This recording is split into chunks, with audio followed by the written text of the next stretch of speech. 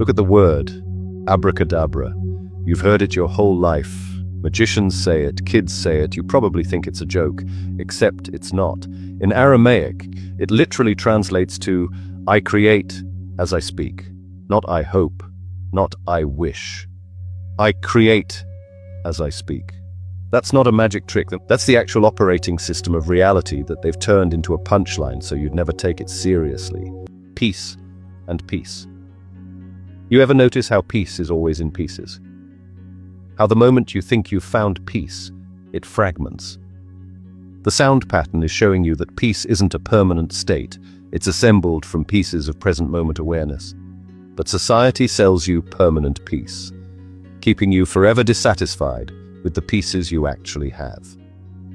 Now let's talk about where you spend most of your waking life. Your job, your career. And just like with money, they've built a linguistic cage around work. What do they call it when you're working? You're in business. Say it slowly. Busyness. The state of being busy. Not commerce, not enterprise, busyness. Because a busy mind is a controlled mind. If you're busy, you're not questioning. You're not thinking deeply. You're not noticing what's happening. You're not organizing. You're not resisting. You're just busy. And it's not just a job, it's your career. Career comes from Latin carus, a wheeled cart or chariot. In French, carrière means racecourse. Your career is a race on a predetermined track. You're the horse pulling the cart, running on their track. That's why they call it a career path. The path already exists. You didn't choose it, you didn't build it. You're just running on the track they built. Entry level, to middle management, to senior role, to retirement. The same circle every generation runs. And retirement? That's when they take you off the track. Not because you're free, because you're used up. Now here's something that's going to blow your mind. The place you work for, the corporation. Corporate comes from corpus, which means body, like corpse, like corporal. Corporation literally means the act of creating a body. But not a living body, a dead body with legal life given to it by the state. Corporations are called persons under the law. They have rights, often more rights than you. But they're not alive. They're dead bodies given artificial life through legal documents. And what do dead bodies need? Life force, energy, blood. Where do they get it? From you. From your labor, from your time, from your life. You're literally feeding your life force to a corpse 8 hours a day. The corporation, the dead body, drinks your energy, your vitality, your years.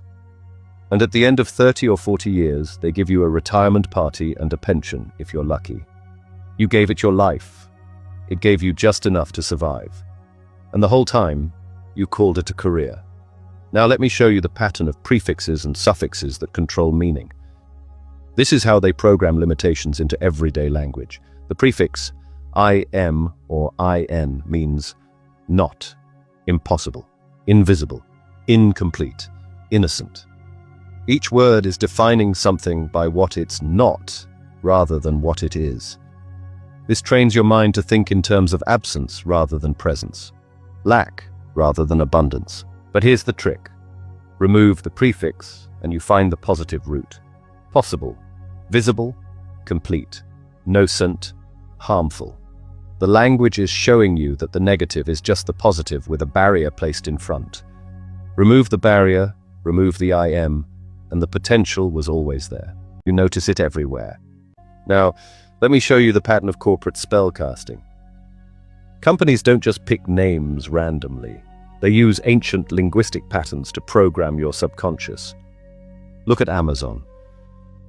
In Greek mythology, Amazons were fierce warrior women.